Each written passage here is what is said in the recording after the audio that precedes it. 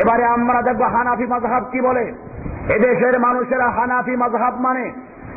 ভাইয়েরা আমার, যদিও আল্লাহর রাসূল কোন মাযহাব তৈরি করেন নাই, ইমাম আবু হানিফা রাহমাতুল্লাহ আলাইহি নিজেও কোন মাযহাব তৈরি করেন নাই, মুসলিমদের আলাদা কোন মাযহাব নেই। মুসলিমদের মাযহাবের নামে ইসলাম, মুসলিমদের তরিকার নামে ইসলাম, মুসলিমদের আকীদার নামে ইসলামের আকীদা।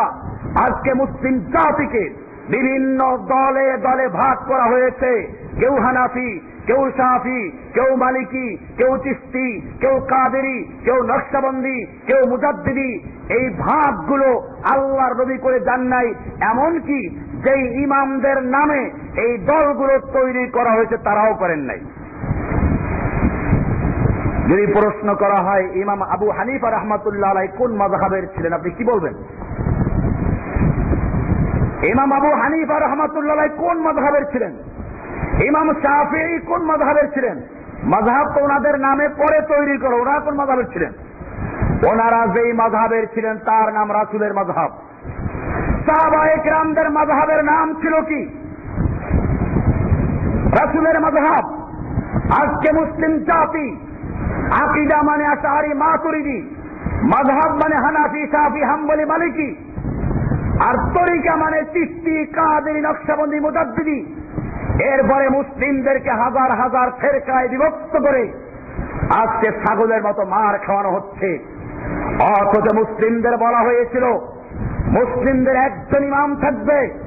আল্লাহর রাসূল সাল্লাল্লাহু আলাইহি ওয়াসাল্লাম বলেছেন, আল ইমামুজ জুন্নাহ, মুসলিমদের যিনি ইমাম থাকবে একজন মাত্র আমির থাকবে, সে হবে ঢাল।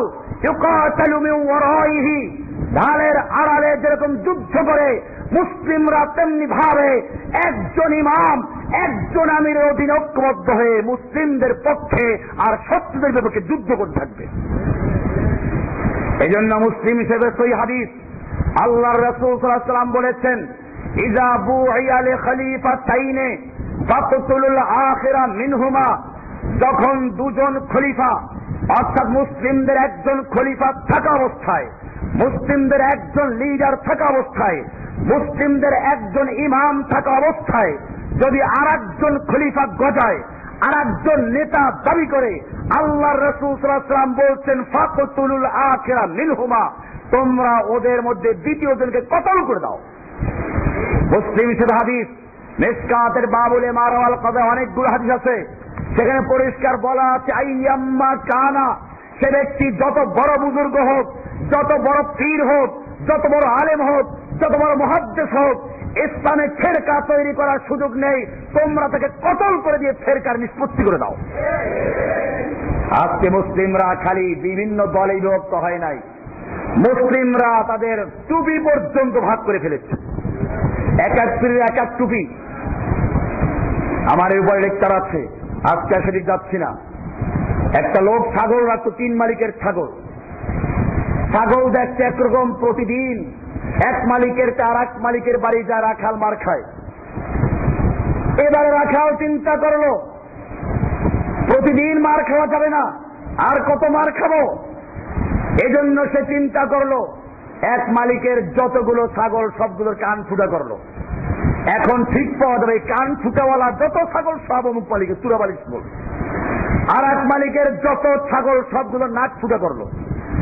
এখন থেকে নাক ফুটাওয়ালা যত ছাগল সবগুলো গুড়াবালিশ ছাগল, আর এক মালিকের ছাগলের গায়ে রং লাগাইল। এখন আর ছাগল চিনতে অসুবিধা নেই।